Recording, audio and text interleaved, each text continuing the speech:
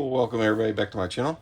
I do apologize, I've been on a break for a minute. I've kind of taken a step back from lock picking to do something related to it. I've been working on that, but we will get back to making some videos. Today we're going to go over how to use space and depth keys to make a key by code.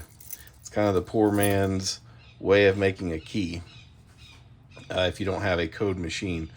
One of the things you need to notice is that the cutting wheel on a duplicator is kind of beveled on this end, but not really on this end. In most code machines, they'll be beveled together, one way. So what you'll need is you need space and depth keys that'll show you the pins 0 through 9 for the Schleg. I believe it's going to be 0. And then 1, and the space kind of goes from there. And we're gonna make one by code, and we're going to do it from this code, which is 352233, which goes into this little kick cylinder here. Now there's some problems you'll run into by cutting a key from space and depth keys using a duplicator because of the way the cutting wheel is designed. And I will show you how to deal with those problems. All right, so the lowest cut we got is a 2. So we can actually cut all of the cuts across the key to a 2.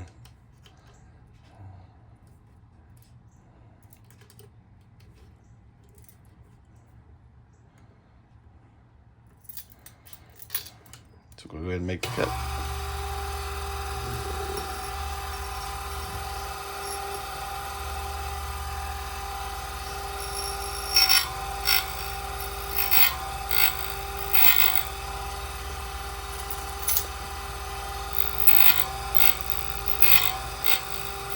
And when you're cutting, I always like to go back through, make sure I got everything nice and clean as I can.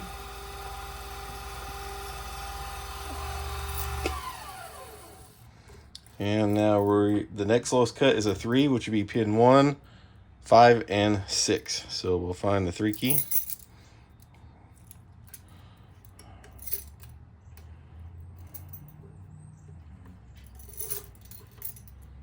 And we're looking at 1, 5, and 6. Very hard to do with the camera in front of me, by the way.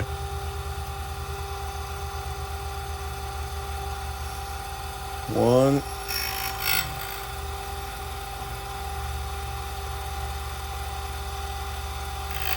5, and 6.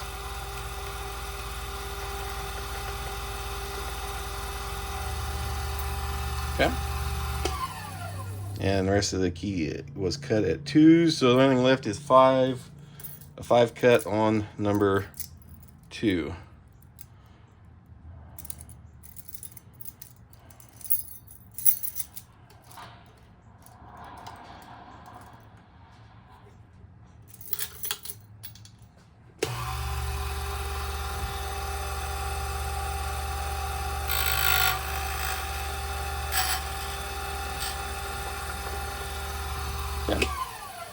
And because the wheel is not beveled, what you get is you get a very sharp, ridgy point like this one, and also this one.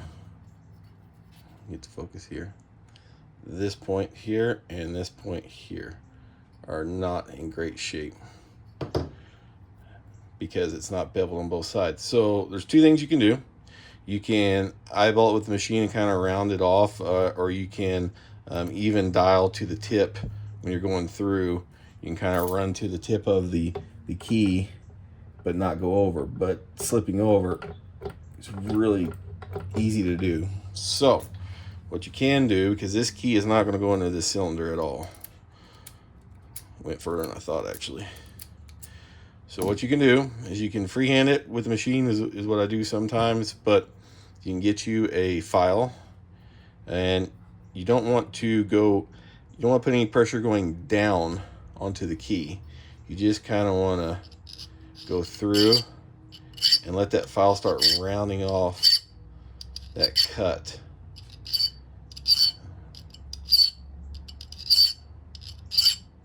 But don't press down. You just want to come through and make sure it's getting rounded off a bit, which you can see it already is. And then you may have to kind of take your file or a flat file if you got one and just get that peak a little bit.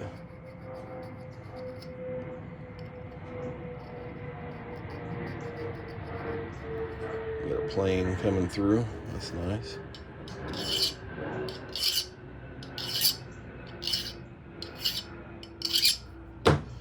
Let's try it in the cylinder now. Looks pretty good. Let's try. And there we go.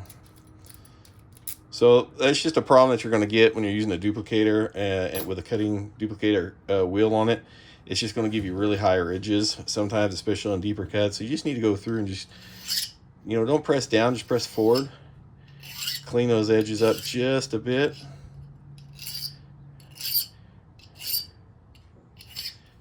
And you may have to, take a flat file and just kind of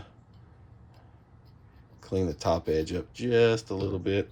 And then you have cut a key by code without a super expensive code machine. However, if I had the money to do it, I would buy one in a heartbeat. I'd love to have an HPC 1200 code cutting machine, which I will end up getting one at some point, I'm sure. But anyway, if you liked the video, hit the like button and subscribe, and I appreciate it. Thank you.